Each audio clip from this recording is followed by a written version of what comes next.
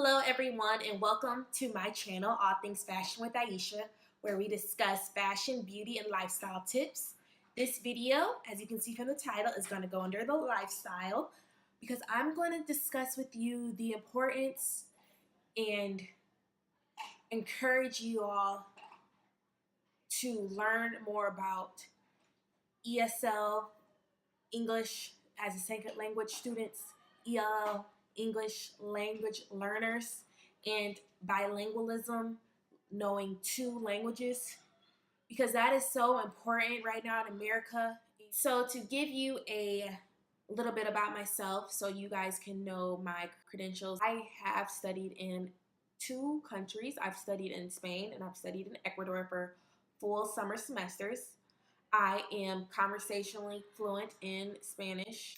I am English fluent, obviously, and I study Spanish in school and I study education in school. I'm currently a double major and I have a double minor. I am taking classes on Spanish. I am taking classes on ESL. I'm taking classes on English language learners. Like, I'm learning things in school and I'm also taking time on my own to research things to learn more information because, in school they only give you so much.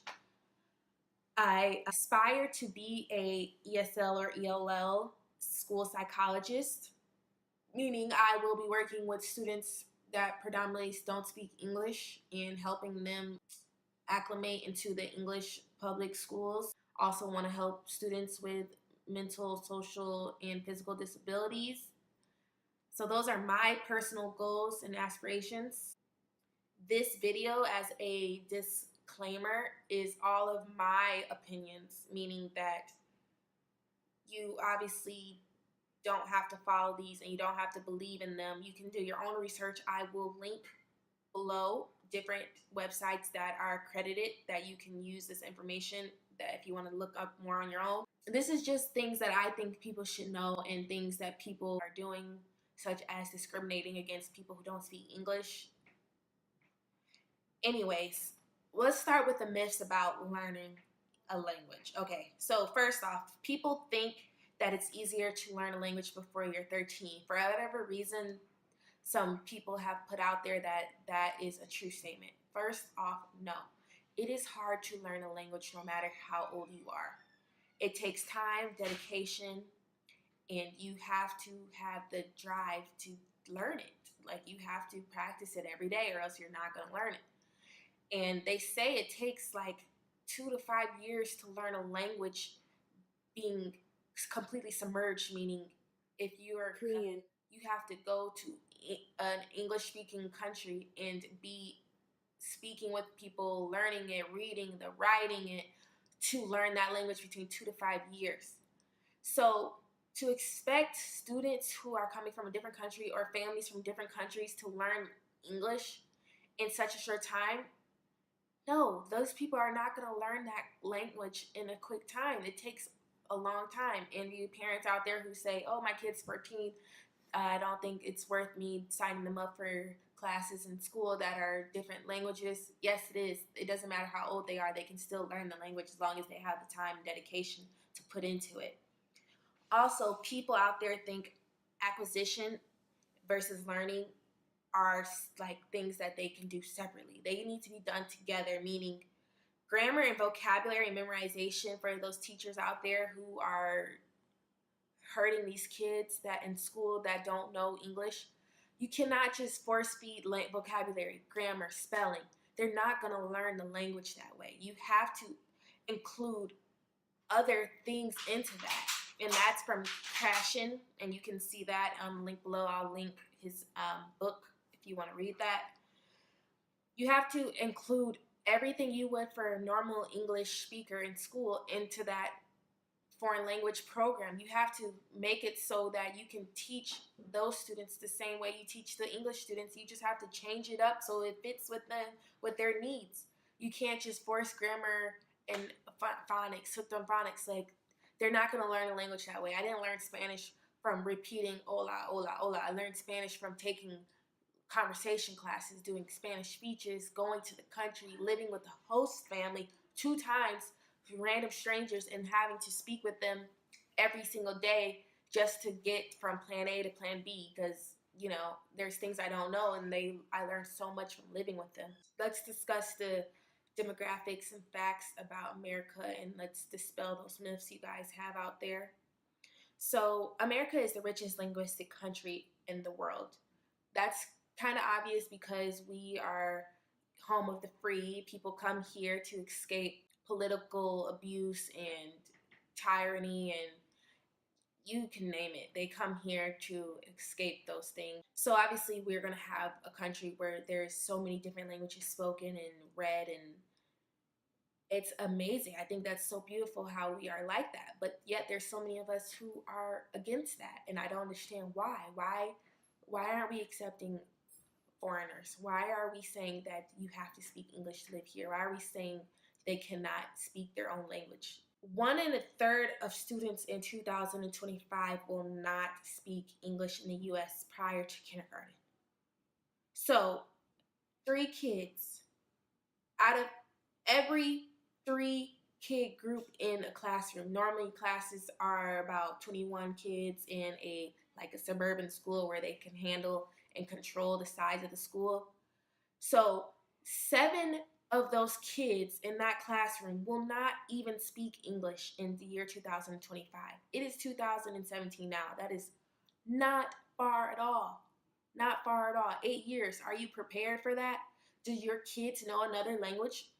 That means that America eventually is going to have 1/3 who are not only going to have English, they're going to learn another language. Is your kid going to be that 2 out of 3?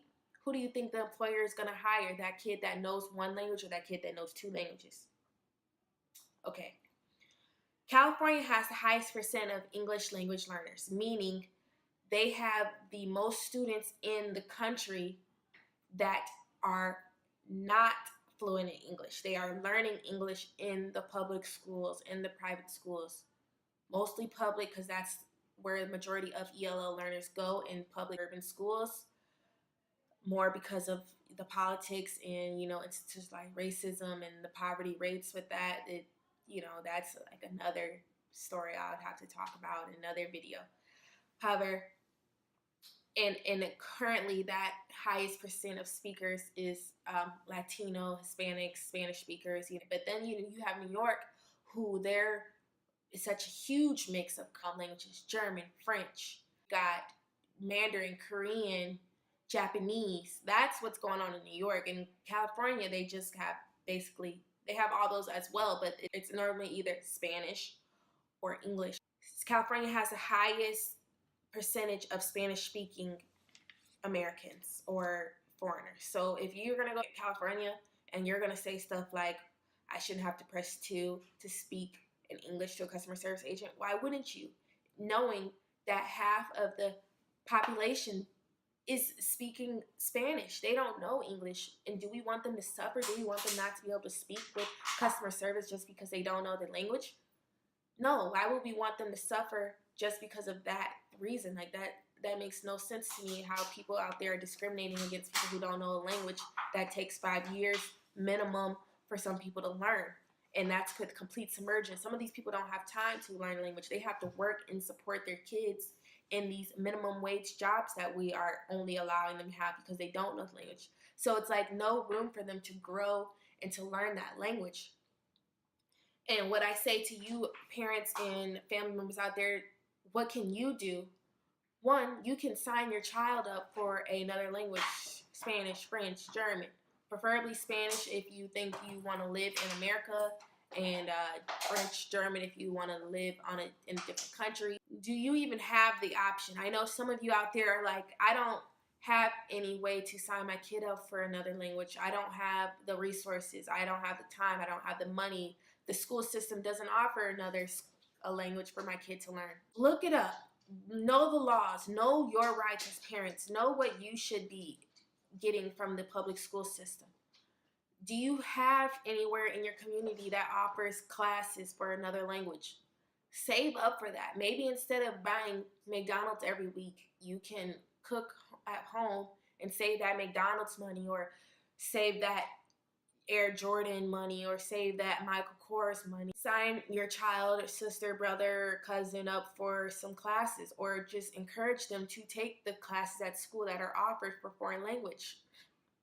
They need those if they want to have a better job experience, and they want to get paid more than their co-workers. They want to live in a different country and work and help their parents pay off their debt.